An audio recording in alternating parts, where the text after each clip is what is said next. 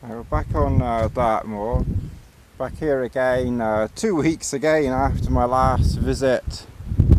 I'm not going to be able to get here again for at least 5 or 6 weeks minimum, so this was my only opportunity to get out here again. So I thought, well, the weather didn't look too bad, so I thought I'd give it another crack. Walking a little bit further today, so I won't talk too much if I can avoid it. I'll put my gloves back on again in a minute, but that is Sharp Tour. We're currently on Hare Tour, and you can just see that little mound just there. That's Brat Tour. That's from where we just came, and then I'll just pan over this way, and in that direction is Gare Tour. Oh, down there somewhere, that's Gare Tour, or just beyond. And we're going to head in that direction this time because there's no firing on the on any of the ranges today. So I'm going to get going, and we'll do a little bit more filming later on. The temperature up here is about 1 degree centigrade. You see there's quite a bit of frozen dew on the grass here. We're just coming through this small wood by this well, stream or river, and it's called Coffin Wood. So either there's been some coffins here or someone's been coughing here, I'm not quite sure which. And it's quite amazing how far you can seemingly walk in a couple of hours. I've been walking just over 2 hours, and let's see if I can make this out. That is Hare Tour, where we took the first film, and then I walked just past the Gare Tour there, down into Coffin Woods, and then through that gate there. So, and obviously I would have been a lot further the other side of Hare Tour. I think it's just focusing on that.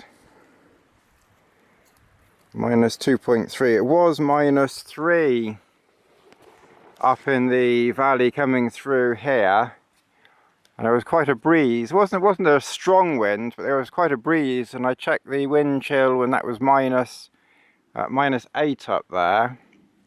This is just the path that I've come along here, and then just head up there for Lidford. So we'll be up at Lidford Tour very shortly, although I won't go to the tour. If you remember a video from August last year, and there were some ponies, well, that's by Lidford Tour, so that's where we'll be heading now. I doubt the ponies will be here, of course, today. So this is where we are at the moment, but it's definitely cooled off now that you know, now that the clouds come over and the sun's gone. It was quite warm earlier on, but it's gone quite cool now. So I'm going to carry on.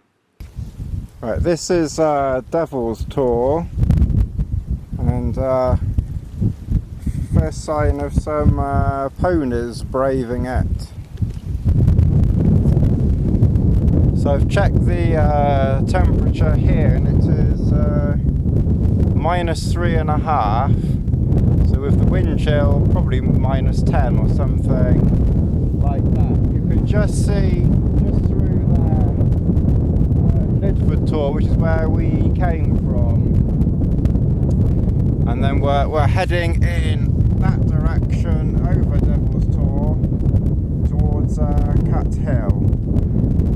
So I'm going to stop now while I've still got feeling in my fingers. Ponies and breath.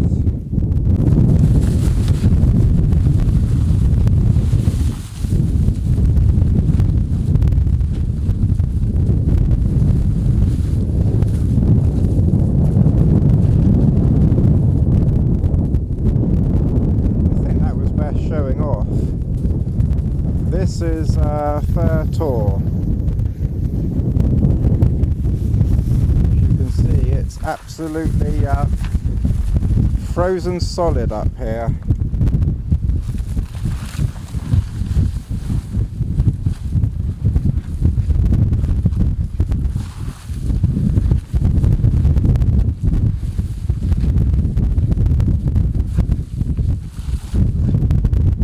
Bears, what are you doing, Bears?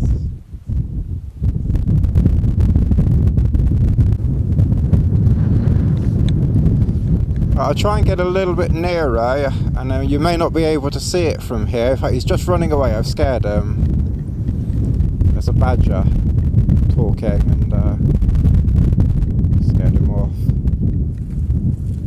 Bess! Bess! No, he's gone. You may not be able to see it. Hopefully you can see it, but just sort of somewhere about there is the top of its tour. If I go down and up to it, the Dinger tour is just over there, and I hope you can hear me okay, and just come over Great Set, which is down here. I've never come down this way from Great Set. I've normally come down just a little bit further over that way to go up to Dinger Tor, but as I want to go up to Linz Tor and hopefully camp on the other side, I know where I want to go. That's why I'm coming this way, but I don't know if I can cross this stream just down here, so I might end up having to walk upstream anyway, but I thought I'd come this way as it's the more direct route.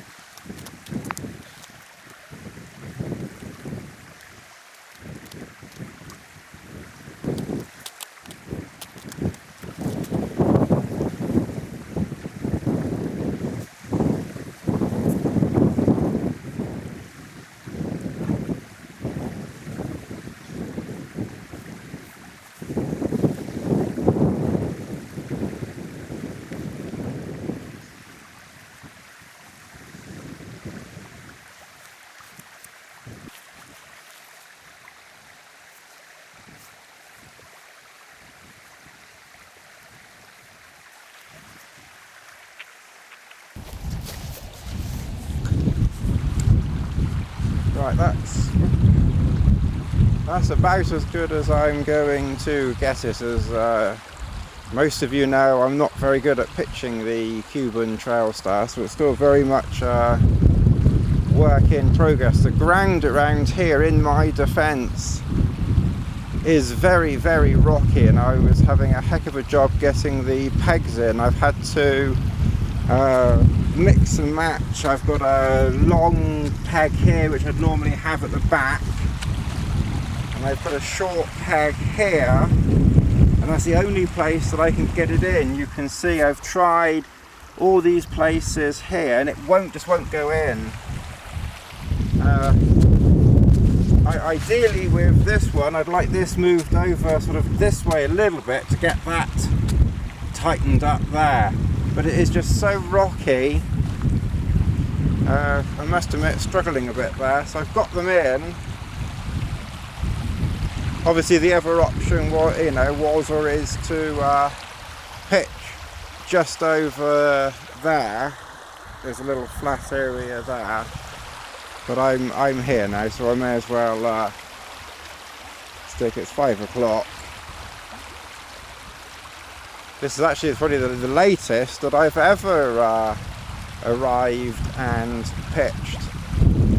So I've got the back, I've got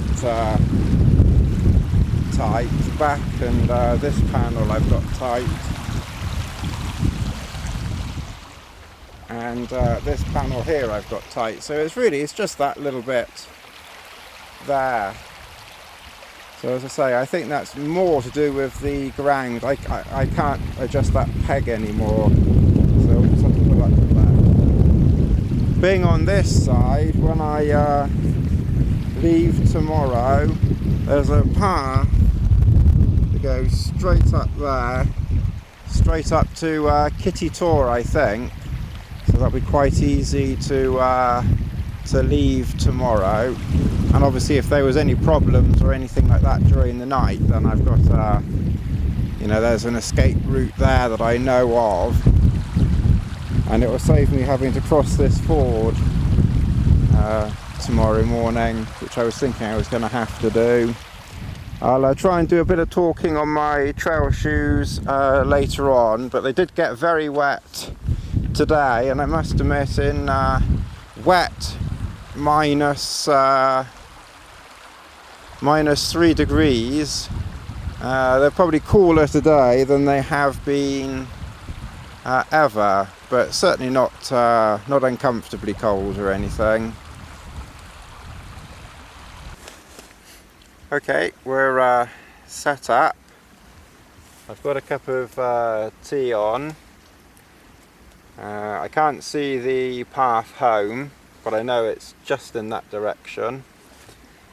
As I say, I've got the water on. I'll just tell you about the shoes. I'm going to very soon put them into a plastic bag and put them under my trousers over there on top of my bag, and hope they don't freeze. This time they did get very wet. Mind you, of course, crossing the ford just here didn't help either, so they got soaked there. So I must admit, my feet are quite cool at the moment, but they only got cold really at the very end, just as I was getting ready to get into the sleeping bag. So I was still pretty happy with that. Crossing the, get that facing me again. Crossing some of the bogs, even though we've had a lot of very cold weather, it hasn't frozen them all.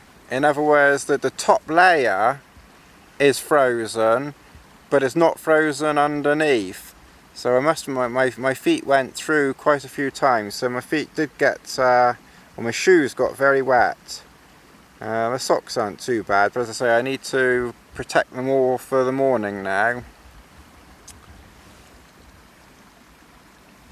But I feel very comfortable, and my body is very warm in the sleeping bag. As I say, I must admit, my feet at the moment are cool. I did not bring the down boots with me, so we'll see how it goes without those. I shouldn't need them. My feet should warm up soon enough. I've not needed them yet, so I don't think I'm going to miss those. I'm trying the Neo XTherm again. See how we get on with that. I used that a couple of months ago, as you remember. I've put a towel down underneath her, which you can see there, and that's on top of the foam mat. She's actually got steam coming off her, so she's warming up now. But she seems to be okay at the moment. The temperature at the moment is minus 1.4. I've made my cup of tea. This is literally just a few minutes after I've stopped. I've made my tea. I haven't put my socks away, that's the next thing to do.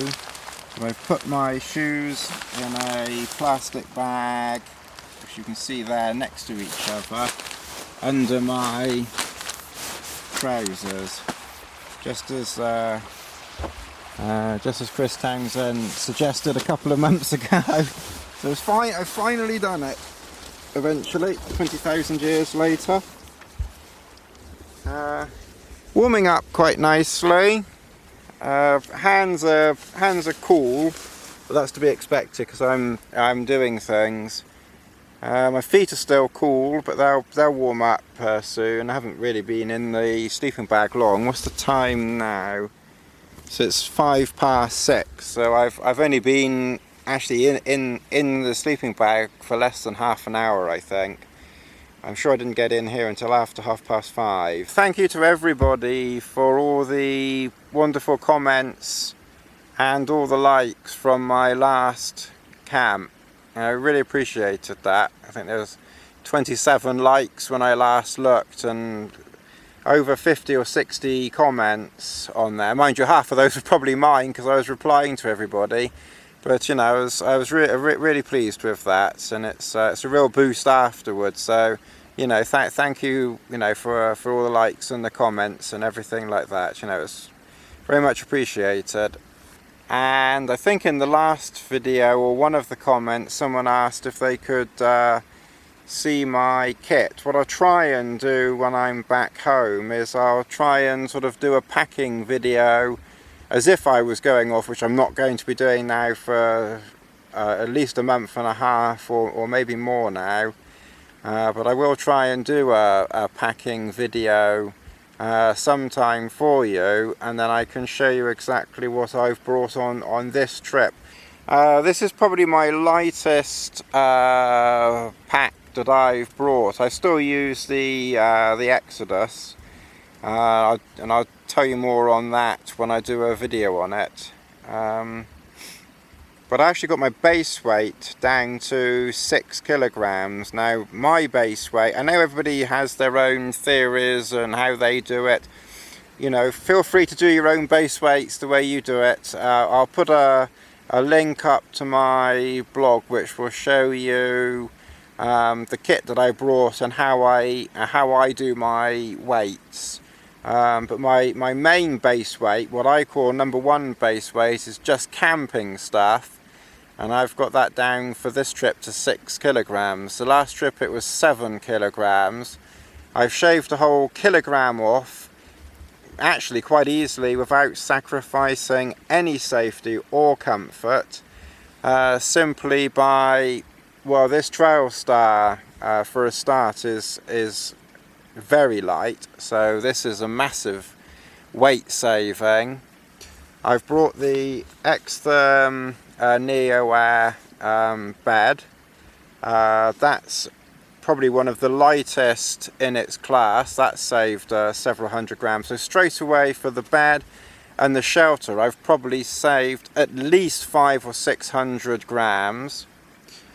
I've then brought, normally I bring the, yes, last time, if you remember,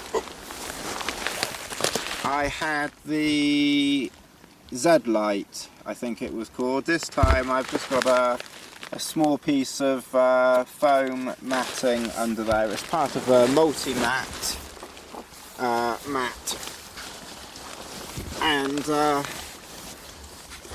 that shaved quite a few grams off as well.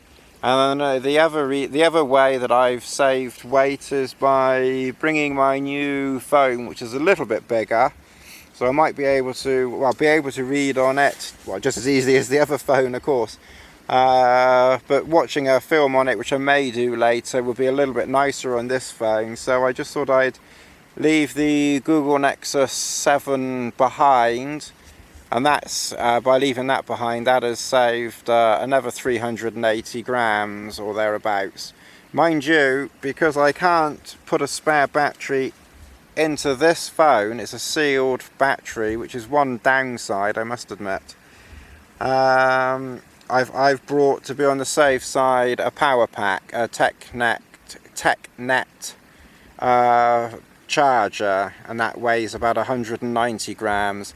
So that's the only thing that I've probably added from my last trip, is the battery charger, the phone charger. Other than that, I haven't left anything behind, but I've certainly changed a few things, and by changing things, as I say, I've been able to bring my base weight down from 7 to 6 kilograms. And I say that weight does not include camera, tripod, the little tripod. The tripod I put in base weight 2. The camera, which I carry around my neck, I think I call base weight 3.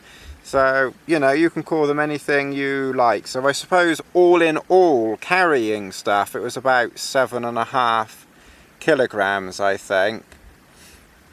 But as I say, just camping stuff, it was 6. Right, I've been in the sleeping bag now for, well, no more than an hour anyway, probably a bit less than an hour. My feet have now warmed up and are actually very, very comfortable. And in fact, just to show you this bag, I mean, there's an absolute ton of, you know, I'm compressing it. I'm showing you, I'm compressing it deliberately, obviously, but you can see there's an absolute ton of feathers in there. Put it back up now. So yeah, so my feet have now finally warmed up. Someone else on someone else made another comment, and they'd obviously looked at my list, which is the whole point of putting it there, and they said that I had a lot of stuff. I don't really. As I say, I'll try and do a video at home, but I'll just show you around again quickly. That's my waist pack, and when you look at my list, I know someone else once said I had too many stuff sacks as well, but I like to have everything organised. I'm probably the least organised person living, and I must admit, camping is probably the only thing where I am quite organised. Certainly when I'm out anyway. It's a bit higgledy-piggledy at home, but the reason why I like to have lots of bags is to keep stuff organised. And if you look at my list, you'll see that I've put stuff together. So my first aid kit isn't just my first aid kit. I'll show it to you at home, but I've got my first aid kit in there, plus a load of other bits and bobs that appear under the first aid kit list. The actual first aid kit itself is about 115 grams, but I've got extra emergency stuff in there as well. So that's that pack there. I've got my roll, which I haven't eaten yet, my pillow, this Cuben fibre sack. This is my walking emergency pack.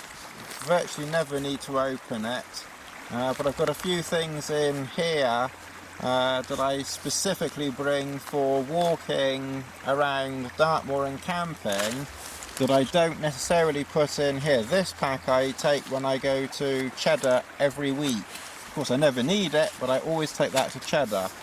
But there are things in here that I would never need around Cheddar. So I've put in an extra few things in here, including a few first aid items as well. So that's why I just put those few things in there. So again, when you look at the list of repair items, there's probably a dozen, maybe 15 items. I'm not sure offhand, but they're all listed and they're all in that one sack there. And then this bag here, this just now has my balaclava in it and a jumper. I've never needed the jumper, but I always bring it just to be on the safe side. The balaclava, of course, I will put on later on, and I have spare gloves in there. in case I need them later. So that's my sort of nighttime bag. So that's the hat. Forget my hanky. This is my bathroom bag, which I must admit I seldom bother with. I really ought to use it, but it's just me, and I hardly smell, so I don't really bother too much. But I've got my toothbrush in there and some soap. Yes, I actually do use soap for my teeth, but that's another story. And again, there's just a few things in there. It's my compass, surgical gloves. The surgical gloves go over these for packing stuff up. That's my tech net in there for charging my phone up.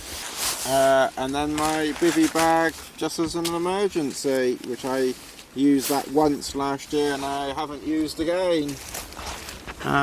Obviously, you know what that's for. It saves me having to get up in the night.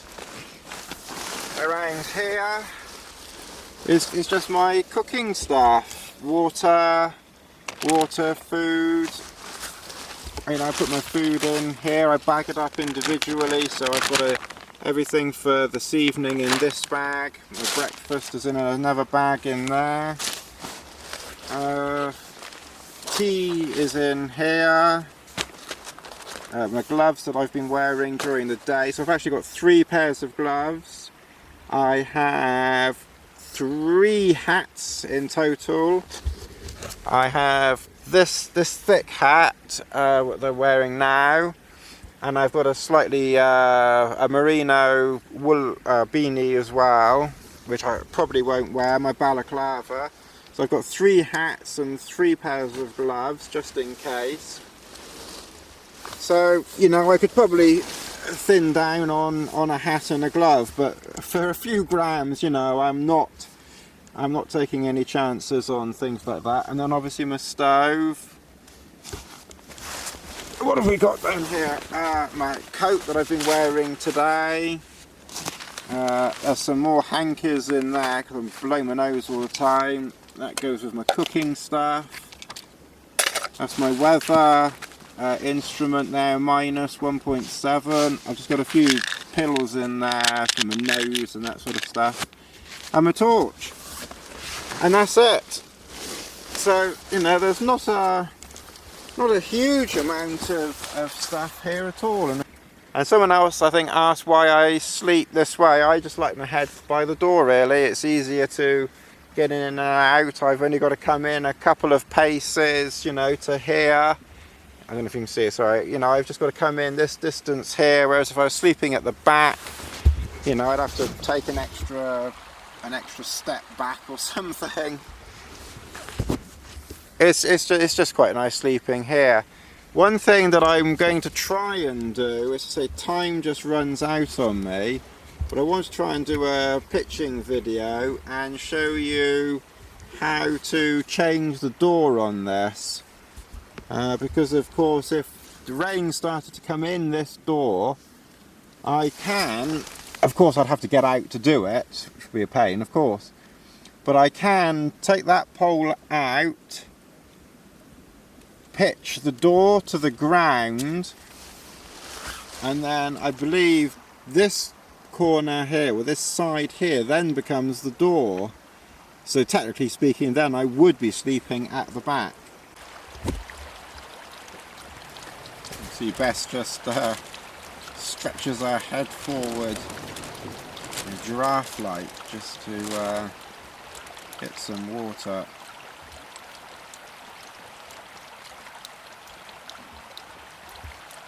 It's 5 to 7, so it's just dusk-like at the moment. I'll top her water up. I've had something to eat which she's just licked out of. I just wanted to show you what I've done with my socks.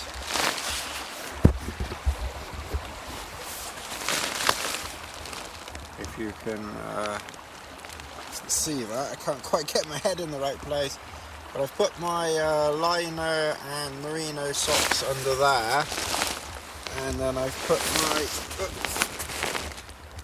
sealskin socks under this. So because they're sort of the wettest of all, I want them furthest away from, sorry, nearly fell out of bed. I want them furthest away from me, so that's why I've you know, put them under there. And yeah, I'm lovely and warm and comfortable. I don't know whether that's going to work. Let me just angle that down. I don't know whether that's going to work or not. The microphone's on. So yeah, no, I'm lovely and warm and comfortable here. Couldn't be nicer, really. And my hands are, haven't had my gloves on for a little while, even though it's a bit parky, but my hands have warmed up. My feet are toasty now. My legs are lovely and warm. Yeah? Nothing like it. If you've never done it, give it a go. I mean, if I can do it, anybody can. Believe me. Really, you can.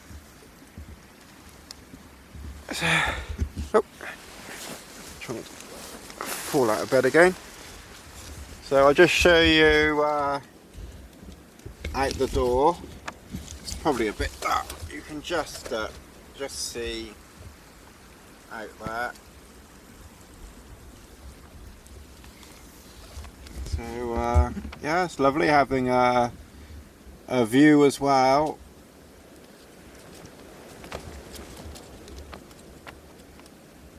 And you probably can't hear the water, but of course the stream stroke rivery thing is just behind me. My nose is starting to get bunged up now. Typical women nose. So yeah, I can hear the stream just behind me. Oddly enough, when I sit up, I can hear it more than when I'm lying down. I don't know why that is. But I've had a meal now, full up, and I've had a second cup of tea. Temperature minus 2.2. You wouldn't believe it, tucked up in here though. Bess has settled down nicely, she seems very comfortable. But this is my phone. I will try and do a proper video on this as well sometime. Keep promising all these videos, I'll get to it sometime. Pill pop. So on my main screen I have messaging, focus. Yeah, on the main screen I have messaging, Yahoo, Gmail, phone, Facebook, Twitter, Chrome, and then that's just my dates. There aren't any at the moment. Things on that screen there at the moment. I've got the sound on, but I can actually silence that. And data, we can get rid of that because we don't need data here. There's no signal. On this screen here, you can see camera, Kindle, view ranger, calculator, a little word processing thing, which is very basic. The Met Office. I did download this because someone recommended it, but I'm afraid I must admit I forgot all about it. Blogger. That's the tune-in radio that I use for the cricket, converter pad and YouTube. And then that was a photograph I took, forget that. And then that's my music down there. And Kindle, I'm just reading James Herbert. And well, you don't want to be reading that. You don't want to be reading that. About ghosts and things like that. So just give you a brief rundown here. You've got power management down here, and you've got a stamina mode, low battery mode, and it will even turn off Wi-Fi when there isn't Wi-Fi around. So I'll go into that maybe another time, hopefully. Another thing I remember someone asking me in a comment, either the last video or the video before, was the temperature outside the Trailstar versus the temperature inside. Minus 5.3 outside.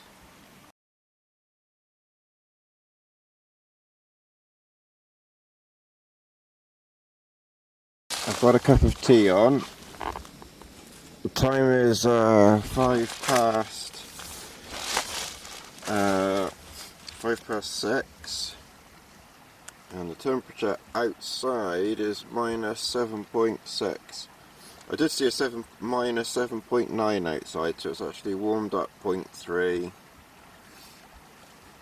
When I woke up, it was minus 6 inside. So yeah, I'm half asleep. I haven't been up very long.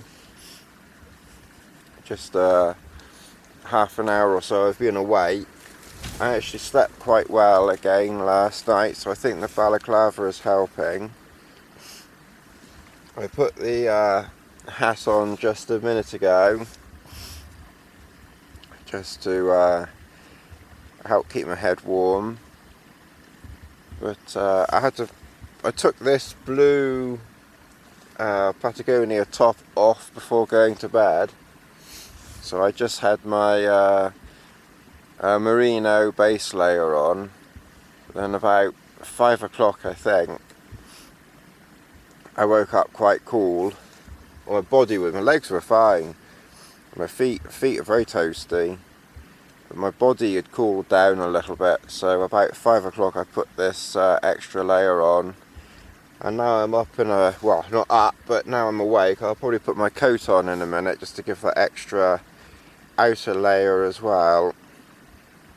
And then we'll see how things go. I'll start packing away after I've had a cup of tea and some breakfast, which won't be just yet, but so I've put the water on. I've just to quickly show you here. That's my spare jumper in there. I've just about managed to keep my water there ice free. They'll probably freeze now, they're on the ground. Shoes, I think we could say have survived. So that plan obviously works. This water here, I must admit, the wrong way up. I had to top up there, but it's and I've put it on top of my first aid kit and on top of my camera pouch. So that is it is icy, it is partly frozen, but it's quite liquidy as well. And I put the battery for the camera in my pocket because the power of that was going down a bit last night. It's on 33% now.